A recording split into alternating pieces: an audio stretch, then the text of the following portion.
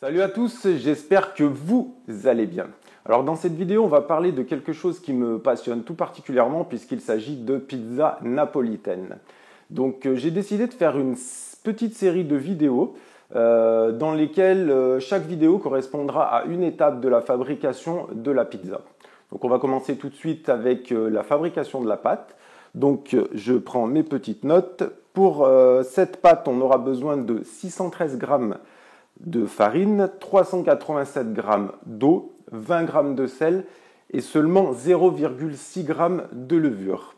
Donc avec cette pâte, on réalisera 4 pâtons de 250 g et la durée de la fermentation s'étendra sur 12 heures. Allez, c'est parti. Donc je commence par verser mes 387 g d'eau dans le bol de mon pétrin. Je vais dissoudre le sel. Comme ça, il est bien mélangé à l'eau.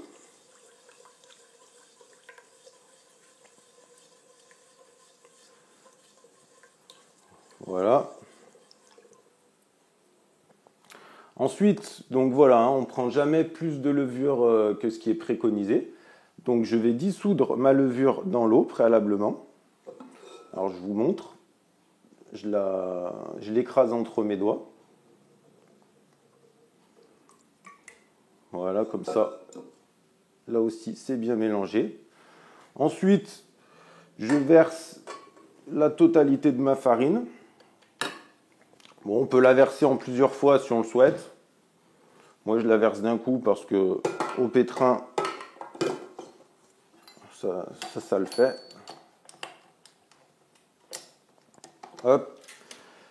Et là, c'est parti pour environ, alors je ne le mets pas parce que vous n'allez pas m'entendre. Donc c'est parti pour environ 8 à 10 minutes de pétrissage en faisant bien attention à ce que la pâte ne chauffe pas trop.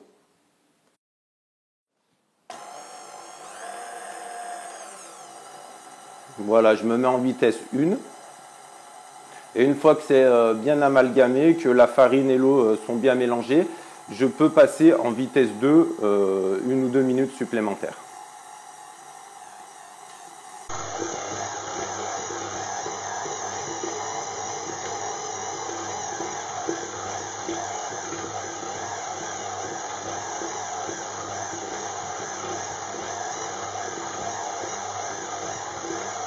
Alors, une fois que les quelques minutes sont écoulées et que ma farine et mon eau se sont bien mélangées, j'arrête mon pétrin.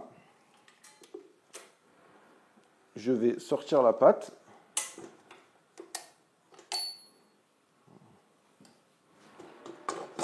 Je vais la mettre sur mon plan de travail. Voilà, on a déjà une belle pâte. Et je vais à partir de là effectuer quelques rabats. Voilà. Là, on va lisser la pâte et on va lui donner aussi de la force.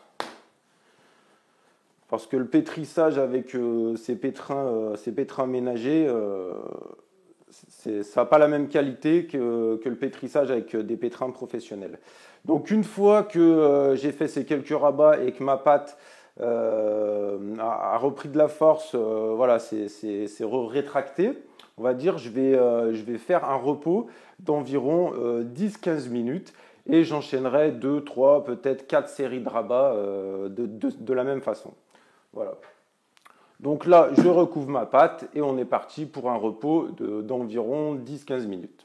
Voilà, donc les 10 minutes sont écoulées, donc on va procéder comme tout à l'heure. Je décolle ma pâte du plan de travail. Et là, donc on voit qu'elle s'est bien relâchée. Donc on va pouvoir l'étirer et refaire des rabats. Alors je ne sais pas si vous vous rendez compte, si on voit bien à la caméra, mais là on voit déjà que la pâte se structure et commence à prendre un aspect bien lisse. Donc moi je fais environ une dizaine de rabats. Après, si la pâte elle se rétracte au fur et à mesure, Donc si elle est vraiment bien rétractée, ben voilà, j'arrête. Hein. Si je suis à 6, 7, 8 rabats, c'est pas grave quoi. Donc là maintenant, ma série est finie. Je recouvre et on repart à nouveau pour 10-15 minutes de pause. Donc on est reparti pour une nouvelle série de rabats.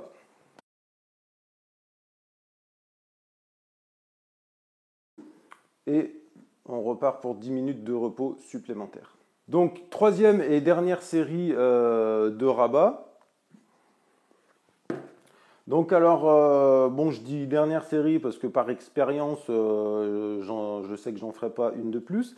Alors pour voir, je vais vous montrer une petite astuce pour voir si notre pâte est suffisamment pétrie. Alors déjà, moi je vois par rapport à l'aspect, c'est-à-dire qu'elle est bien lisse. Et puis sinon, on peut faire un petit test. Donc là, on regarde. Et en fait, il faut qu'on étire notre pâte.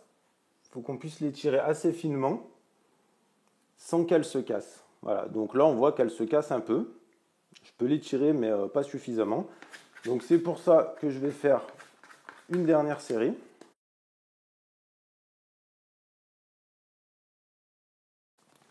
Donc là on voit vraiment que notre pâte a un aspect parfaitement lisse.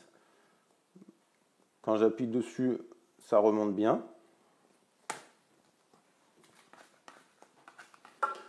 Donc, je vais maintenant laisser reposer ma pâte à couvert sur un plan de travail pendant environ 2 heures.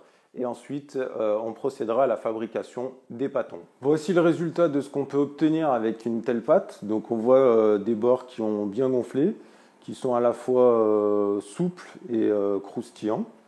Alors, on va tout de suite s'en couper une petite part. Hop, je prends mon magnifique ciseau à pizza. Voilà.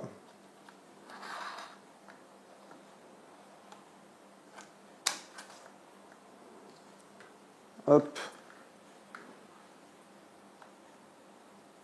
Et on va tout de suite goûter ça. Donc oui, avant de croquer un morceau, je voulais vous montrer le magnifique alvéolage de la pâte. Voilà, je ne sais pas si on va bien, j'espère. Bon, allez, on va pas trop attendre, on va la goûter.